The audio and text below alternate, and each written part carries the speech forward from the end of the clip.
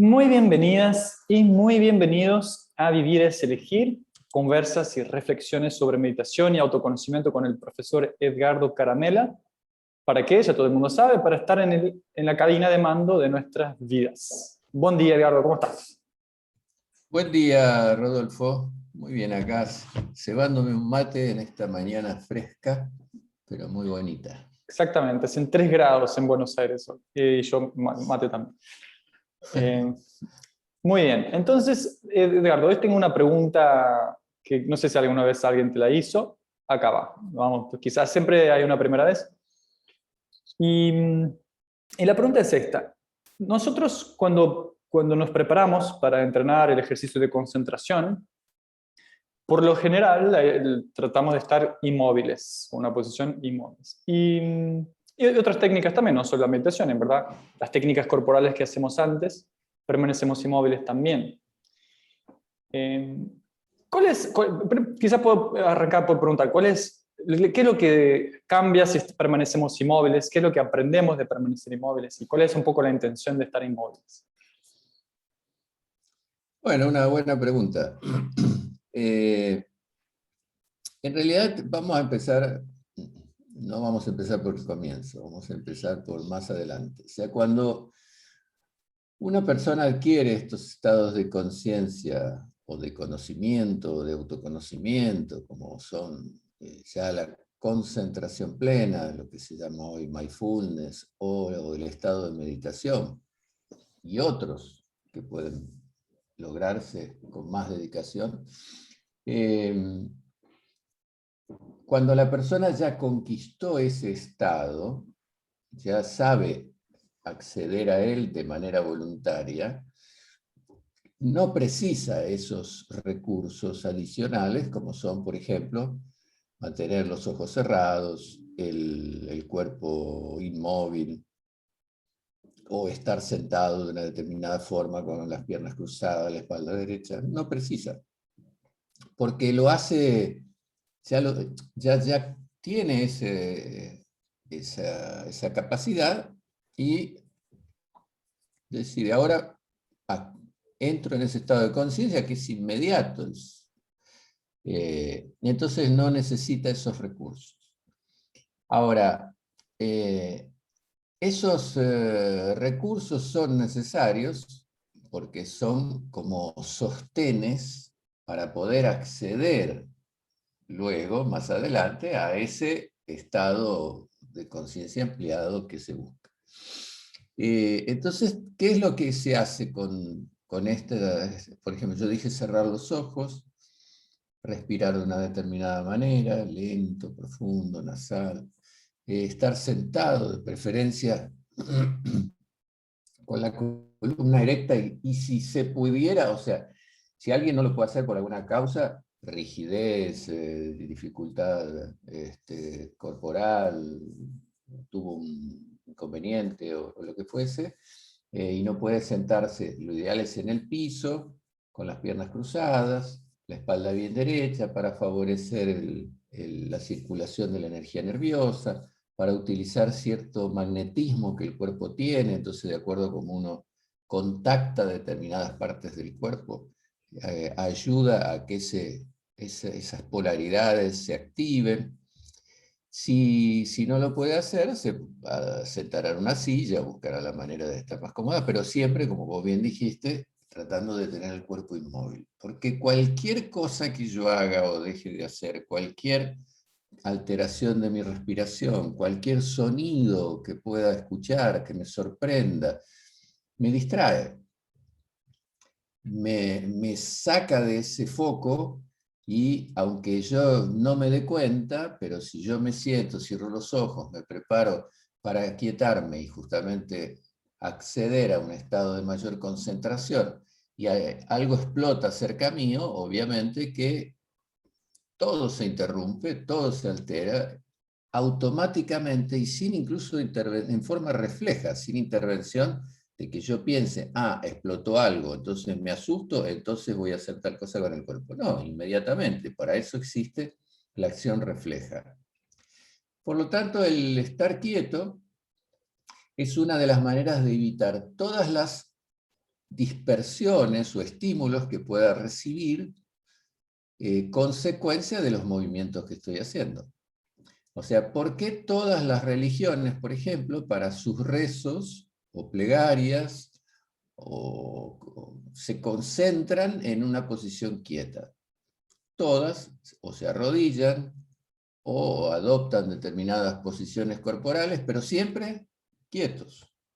Podés ver en cualquier tipo de religión, creencia, siempre el cuerpo está quieto en algún tipo de posición. O sea, sigue el mismo principio. ¿Por qué? Porque ese devoto que está haciendo su plegaria o su rezo en algún momento del día, necesita que plena concentración en su deidad, en su Dios, en su imagen, en su creencia, en lo que fuese, y entonces nunca vas a ver que en una ceremonia religiosa se proponga movimientos corporales. Ahora vamos a hacer nuestra plegaria y saltemos todos juntos. No, no sé, salvo que se busque alguna cosa extraña, alguna secta rara para entrar en un trance determinado, pero no para efectivamente concentrarse en un elemento, un Dios, en una imagen, en una creencia. Entonces, el quedarnos quietos tiene que ver con eso, con evitar un factor más de dispersión. Y además de eso que decías de la reflexión, para hacer cualquier tarea que requiere concentración, como jugar ajedrez, hacer un examen de matemática. Quiere eso, y por otro lado, al no movernos, no gastamos energía. Y al no gastar energía, usamos esa energía que tenemos de reserva para ponerla en la acción más difícil tal vez que tenemos que realizar, que es generar que con nuestra fuerza interior, nuestra voluntad, nuestra energía, llevemos la mente a donde nosotros queremos y la mantengamos allí. Llevarla es fácil, sostenerla en ese punto ya es más difícil, y yo los invito a cualquiera de los que nos están escuchando que quieran hacer su primera comprobación. Yo les diría que busquen cualquier elemento que tengan delante en su escritorio, en su mesa de trabajo o donde estén, que lo miren fijamente, que luego cierren los ojos y sigan visualizándolo con los ojos cerrados y no desconecten de esa imagen y de ese acto de atención durante los próximos 5 minutos. Va a haber sobre el próximo minuto, no 5 minutos, sobre los próximos 30 segundos va a haber innúmeras cantidades de dispersiones que en un momento dado se va a dar cuenta de que no está más pensando en eso, que está pensando en otra cosa que no tiene nada que ver, o está recordando otra cosa que surge y no tiene nada que ver, porque la mente rechaza el que la pongan en un estado de quietud sobre un objeto, punto, idea, lo que sea, que uno decide. O sea, el portador de esa mente tiene que decirle a su mente, pero tiene que ponerse por sobre ella para que ella piense y haga lo que el dueño de esa mente quiere, y esa es la cabina de mando. esa es la cabina de mando y ese es el gran secreto. Entonces, ¿por qué antes de hacer una práctica de meditación, si queremos intensificarla o mejorar eso, por qué se sugiere primero hacer algunas técnicas respiratorias para cargarnos de más vitalidad y energía? Después hacer algunas técnicas corporales para eliminar las posibles tensiones que puede haber, porque supongamos que yo me siento para estar quieto, y tengo una tremenda contractura que me afecta el cuello y que me molesta mucho estar con la espalda derecha. Listo, mi concentración automáticamente va más para allí que para la imagen o la idea que yo quiero usar como elemento para concentrarme en eso. Entonces, cualquier cosa que ocurra. Si cierro los ojos, hay menos distracción visual. Si trato y logro abstraerme más de los sentidos y me alejo de la dispersión sonora que me produce en cualquier lugar, en cualquier casa, de cualquier ciudad, vamos a percibir sonidos que ni siquiera conectamos cuando estamos haciendo nuestras cosas, pero cuando cerramos los ojos, nos quedamos quietos, nos damos cuenta que ese silencio no es tan silencioso. Como decía el poeta Atahualpa Yupanqui, el sonido del silencio. Cuando logramos desconectar, es como ir cerrando ventanitas. Entonces ahí logramos mejor eso porque hay menos dispersiones, que serían nuestros villanos en este caso, los que nos dispersan. Y el cuerpo quieto nos proporciona esas ventajas. Entonces, la persona, el practicante ya avanzado, que ya sabe, es una senda, el practicante avanzado ya conoce esa senda, llega al estado de concentración, de mucha concentración, no necesita tanto de esos recursos. Los recursos son como una llave inicial, son como las rueditas de la bicicleta al inicio, para poder encontrar ese camino hasta la concentración. Exacto. Todas cosas que hacen a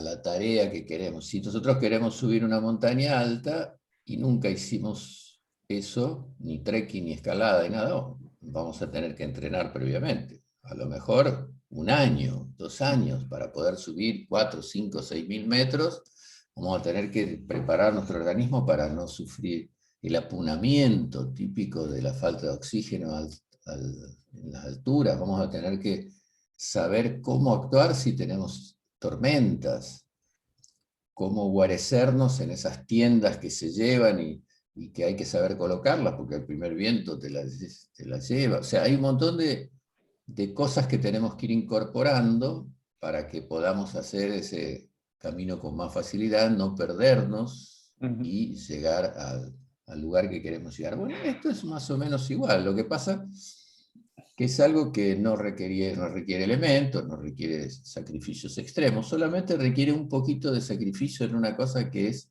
disciplina y constancia. Si aplicamos eso, llegamos. Ni sé si califica como sacrificio. Es difícil. Las disciplinas es difícil para todo el mundo, pero para algunos es más difícil, para otros menos difícil. Pero requiere un poco de esfuerzo, sí. Y después también hay un elemento, discúlpame que te corte, que es muchas veces en el transcurso de esos días y de esos tiempos, de aquel que decidió, bueno, todos los días me voy a levantar 1 hora antes, voy a hacer mi práctica de meditación, a veces, ¿pero y para qué estoy haciendo esto? Entonces es muy habitual que mucha gente se acerque a este tipo de cosas motivados o en la búsqueda de la solución de un inconveniente por el cual están atravesando. Entonces, ¿por qué quiero aprender a concentrarme? Porque soy un tremendo desordenado y estoy perdido en la vida y no sé para dónde ir. ¿Es lícito? Sí, está bien, perfecto. Y esa persona primero va a tener que arreglar un poco esas perturbaciones, disturbios y eso que tiene, y después va a empezar a avanzar en el camino propiamente dicho. Y otros, que son los que ahorran tiempo, que están plenos, que se sienten mejor que nunca, que ya son personas que se concentran muy bien, que tienen ya una serie de capacidades, que son personas que están realizando cosas, que, bueno, que se sienten plenos, pero les interesa pasar esa línea de normalidad, digamos, y llegar a un estado casi de paranormalidad, o sea, conquistar otras capacidades. Y, no sé, la persona que ya habla muy bien, pero decide hacer cursos de oratoria para tener más recursos porque quiere sobresalir en eso, quiere lograr esos objetivos. Bueno, en este caso no es para mostrarse, pero es porque está consciente que si tiene esas capacidades las puede mejorar y puede desarrollarse y, bueno, lograr crecer, mejorar, ser mejor persona, lograr otros objetivos superiores, en fin. Son como 2 grupos para los dos sirve, para los dos está bueno, pero aquel que ya está en condiciones de plenitud y empieza, acelera el viaje, digamos. En un camino más cortito. Y Y generalmente, pero toda persona es un mundo particular. totalmente.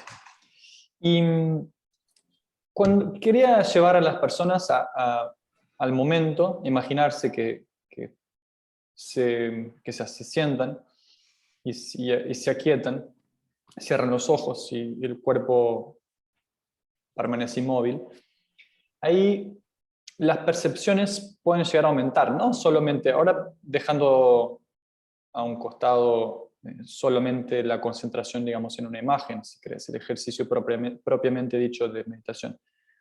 Pero empezamos a percibir mejor otras cosas, ¿no? La respiración, latido cardíaco.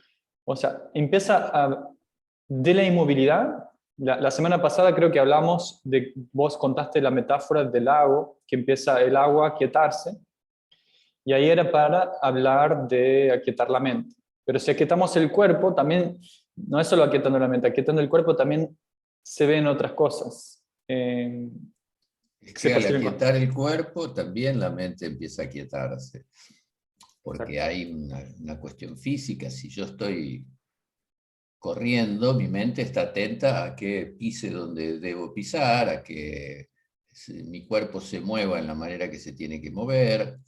Entonces vamos, al ir aquietando la respiración, ya automáticamente aquietamos las emociones y sacamos esas perturbaciones emocionales que son como oleadas de intensa energía que nos mueven, eso es lo que hace la emoción. Todo empieza a aquietarse.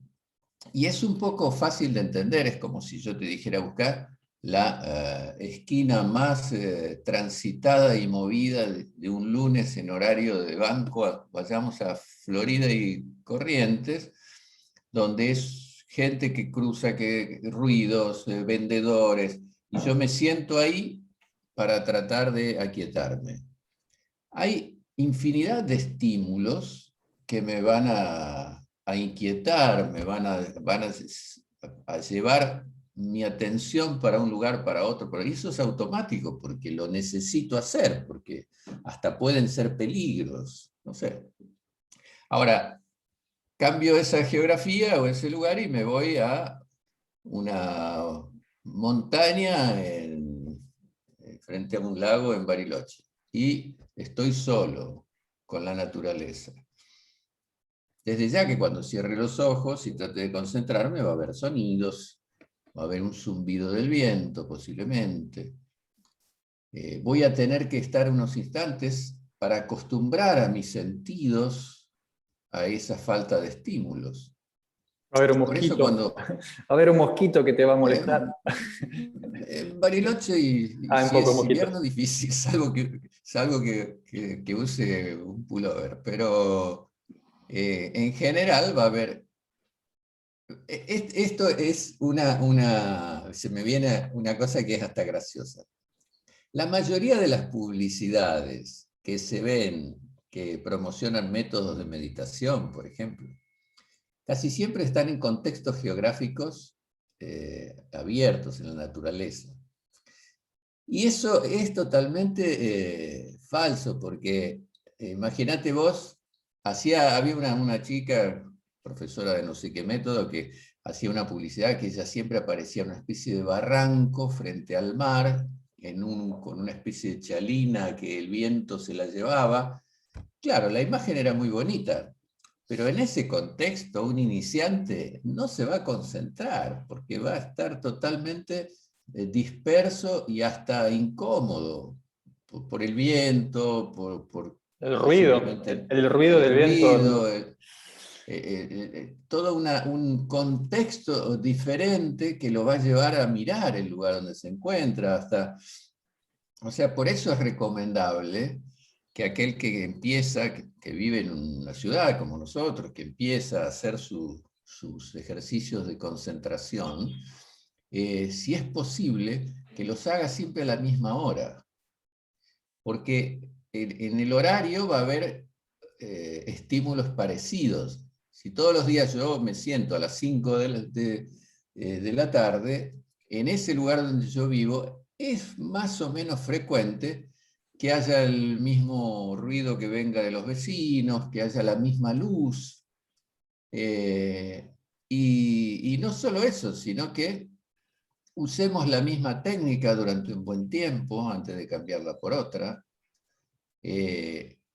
Tenemos que generar una especie de, casi diríamos, no sé si es la palabra adecuada, se me surge como una especie de aburrimiento mental. Nada que sea diferente. Perdón, te interrumpo, pero se me ocurrió que puede ser como escuchar la misma música muchas veces, que es como que empezamos a escucharla de una forma diferente, como que el cerebro la empieza a entender, quizás vemos más detalles, quizás, pero acá... Bueno, eso es un poco lo que hacen los mantras. Exacto. Los mantras son repetitivos, repetitivos, repetitivos, la misma melodía, si es que la tienen, o a veces ni siquiera la tienen, son repetir, y son monosilábicos, que incluso no tienen ningún sentido, y eso es mejor todavía, porque entonces no analizamos nada. Si estamos escuchando una canción, habla del amor que se fue, tiene un contenido que nos hace pensar. Entonces acá no es siempre una cosa, una cosa, una cosa, tan minimalista, podríamos decir, que llega a un punto donde, si uno ve los niños, cuando son muy chiquitos, hacen mantras sin que nadie se los enseñe. Los nenitos por ahí empiezan, na, na, na, na, na, na, na, na. Ellos a sí mismos se tranquilizan. O jugando, toman una palabra ya cuando son un poco más grandecitos y la repiten tanto que pierde el sentido. Entonces, estufa, estufa, estufa, estufa, estufa, estufa. Ya no es más estufa, es una... También cuando son niñitos respiran abdominalmente. También cuando son niñitos saben relajarse. O sea, hay un montón de cosas que son instintivas, que el ser humano trae y que después las pierde porque las deja de usar, porque somos esclavos, casi podríamos decir, de nuestra propia educación. Hay un montón de cosas. Todos los niños no le tienen temor al agua, al contrario. El temor se lo infundimos los mayores que dicen, no, te vas a ahogar, te vas a ahogar, te vas a ahogar. Bueno, sí, se convence que sí. Tal es así que un bebé, si lo arrojan al agua, cierra la glotis y durante un tiempito flota, impidiendo que el agua ingrese. Pero después, cuando ya es consciente, yo daba clases de natación en una época, siempre fue el deporte que más practiqué, y cuando era adolescente me ganaba unos pesos para irme de vacaciones y eso en un club al cual yo iba, y daba clases de natación. Y siempre me acuerdo que una de las primeras cosas que le pedíamos era que la mamá no estuviese con los nenes, o el papá, porque eran los transmisores. Solo verle la cara de espanto cuando el chiquito iba a la zona de más profundidad era suficiente para que, quieras o no, ese ser que tanto lo impacta a ese niño, le transmitiera, o cuando salía del agua, ay, te veía ahí en la zona, ay, me gustaba verte ahí, pero me daba tanto miedo que... Le Listo. transmitía. A partir de ahí, estás seguro que va a tener un miedo transferido. Sí. Y una cosa que se me ocurrió para dar como también, como, no sé si recomendación, tip, pero que no hay que subestimar cuando se piensa practicar cualquiera de las técnicas, ya sea meditación o las que la sostienen también, al aire libre. Esto solo quien ha probado se da cuenta, es que hay una dispersión muy importante que no es menor, que es, estás pensando todo el tiempo si alguien te está mirando o si alguien va a aparecer. Es muy distractivo, porque si probás practicar en el parque un poquito de meditación, vas a pensar, pero ¿será que viene alguien? ¿Será que alguien me está mirando? ¿Será que...? Es lo peor del mundo. Exacto. Lo mejor es... Bueno, hace Sí. miles de años hay escrituras Una creo que está en el Hatha Yoga Pradipika, en todo el contexto de la filosofía del yoga, que dice claramente, solo deberás enseñar esta filosofía a un hijo o a un discípulo totalmente entregado en devoción a su maestro, fíjate qué palabras usabas, como diciendo que tiene que haber una total aceptación y no hacer mal uso de ese conocimiento. Y por otro lado, otra que también dice, solo enseñarás en una habitación, sin ventanas y lejos de las miradas de los curiosos. Dos especies de sutras, de recomendaciones de la época, miles de años atrás. ¿Para qué? Para eso que vos decís. Si yo me voy, muchos lo hacen porque su ego les gusta mostrar, entonces van a la playa de Copacabana donde hay 1.000.000 de personas y ponen la mantita y se ponen a hacer su práctica mientras viene el que vende cada 3 segundos cosas y la familia al lado y los nenes mirándolo porque se hace una posición extraña. Bueno, eso no ayuda, no sirve. Para poder hacer eso en ese lugar, con el ruido, la temperatura, las personas, el bullicio, y poder entrar en un estado de pratyahara, de abstracción totalmente, es porque ya es un maestro sumamente avanzado para poder cortar todo eso y que nada de eso lo distraiga. No es para arrancar, no es para arrancar, ¿no? Digamos, No, se puede hacer. Y es hasta perturbador para los otros. O sea, no es el momento. Si vamos a la playa, disfrutemos del sol, de los amigos con los que estemos, y cuando decidimos hacer esto, hagámoslo en un lugar apropiado.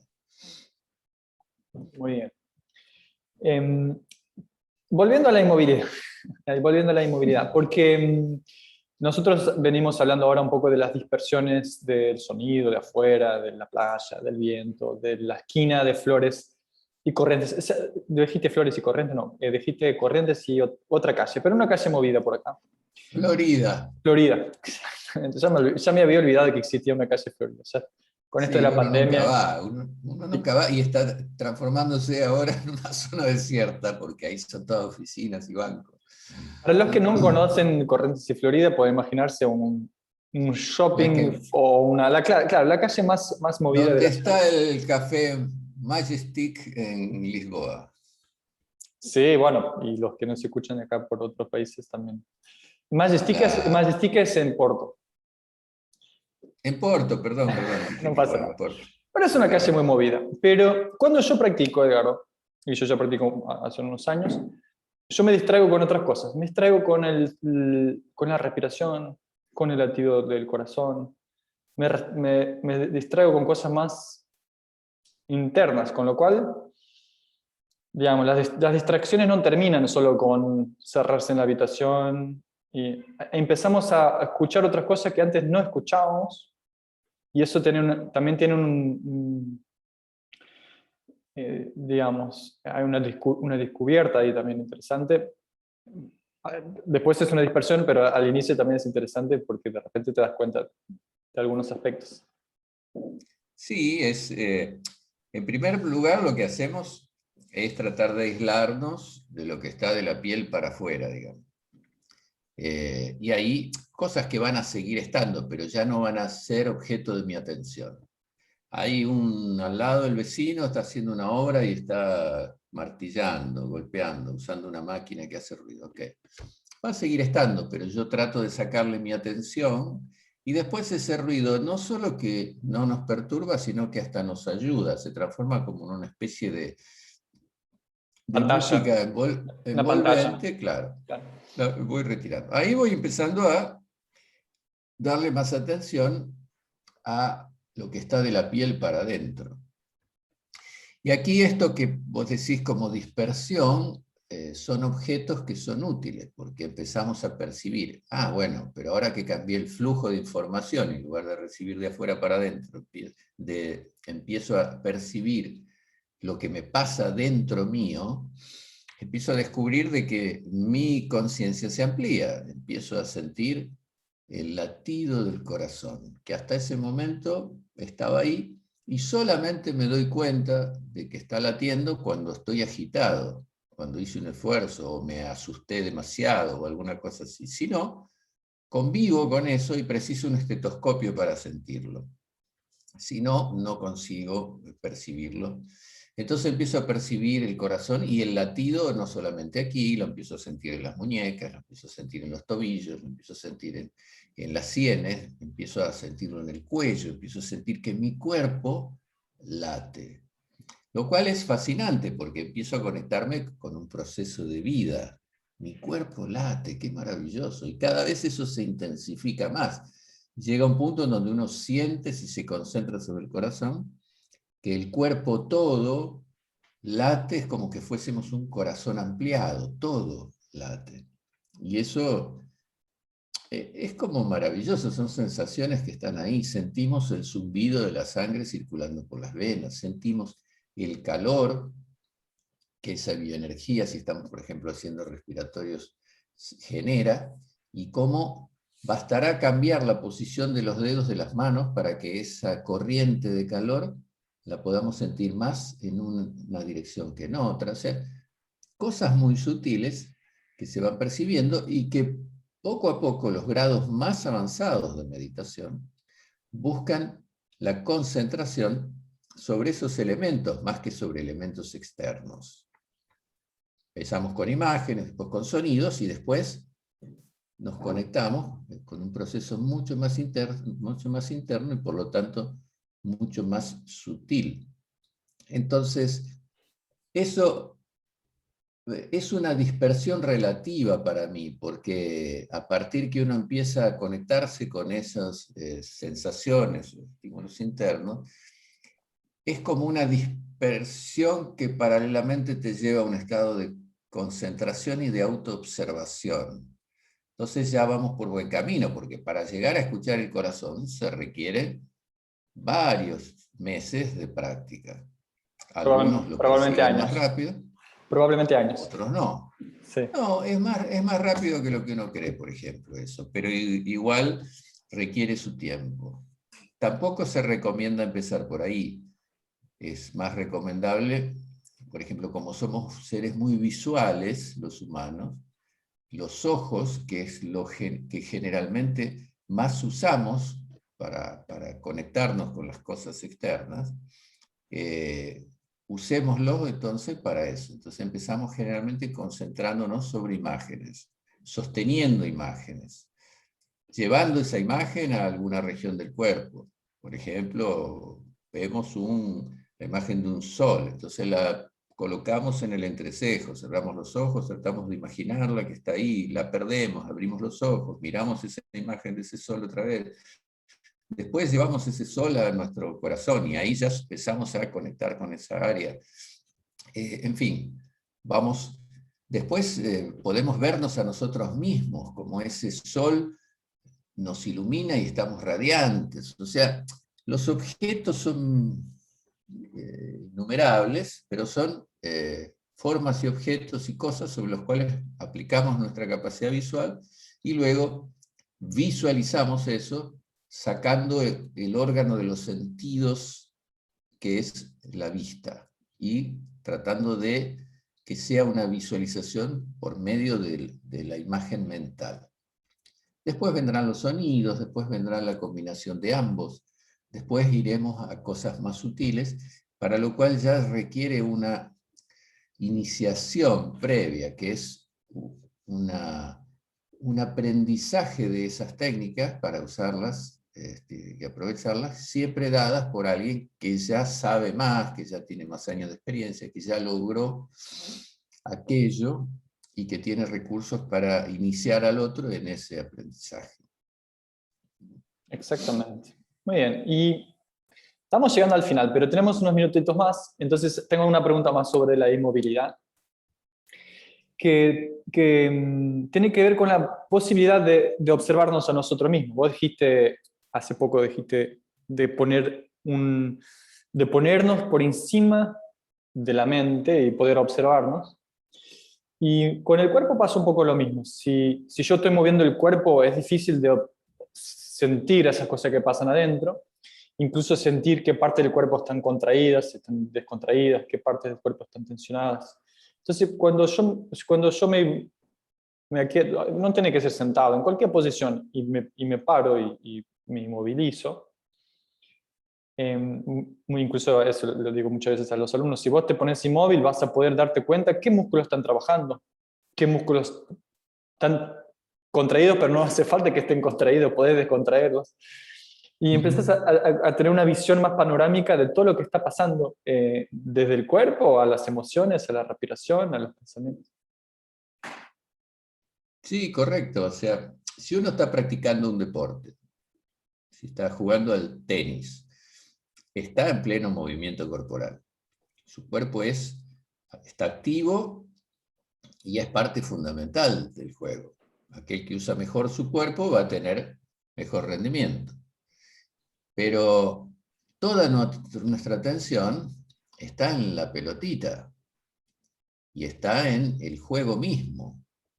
Tal es así que por eso, si comparáramos, hay muchísimo más índice de lesiones en los deportes, porque la atención no está sobre el cuerpo, está sobre el objetivo que quiero alcanzar. Y si para devolver esa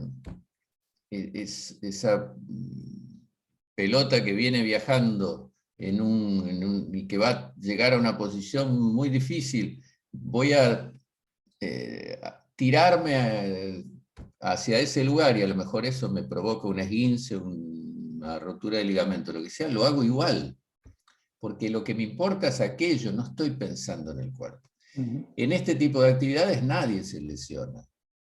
¿Por qué? Porque justamente eso que vos decís, tendría que ser una persona que realmente quiera hacerse daño, porque el propio cuerpo te avisa, vos llegás a una flexión y como estás detenido en ese punto, observándote, sentís dolor, decís, este es mi límite. Nadie se esfuerza hasta que tiene una distensión muscular. No lo hace. Incluso aquellos que hacen muchas prácticas por día, ya sea porque son profesores o no. O sea, saben regular su límite porque el cuerpo te avisa, te habla, te dice, a través de una sensación de incomodidad o dolor, te dice, hasta acá es mi flexibilidad. Entonces, ahí nos quedamos. Ahora, eso no significa que si nos quedamos un tiempo, nos concentramos y usamos un montón de recursos que da para hablar otra hora o más, entonces logramos que esa musculatura tensa se descontraiga y ahí logramos avanzar un poquito. Es como que el propio cuerpo te da permiso para que vos avances en la flexión. Entonces es muy difícil que una persona se haga daño corporal de esa manera, porque lo que se busca a través del trabajo corporal que estas filosofías nos proponen, una de las principales cosas es conciencia corporal, o sea, es conocer el cuerpo. Sería como una especie de anatomía vivencial, o sea, una cosa que a través de lo que vamos vivenciando, conocemos el cuerpo a través de lo empírico, de lo que sentimos. A partir de ahí se establece una relación con ese cuerpo generalmente disociado de nuestro conocimiento.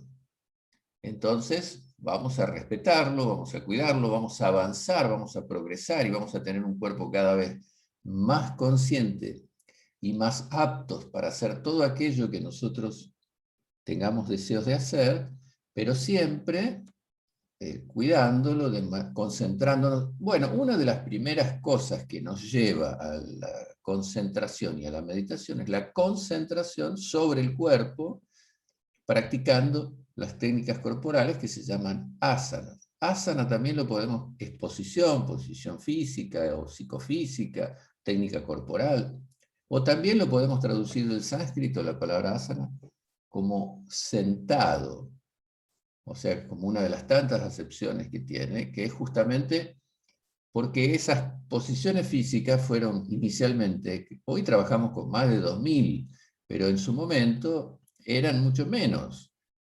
eran básicamente los que se llaman dhyanasanas, que son las posiciones para meditar.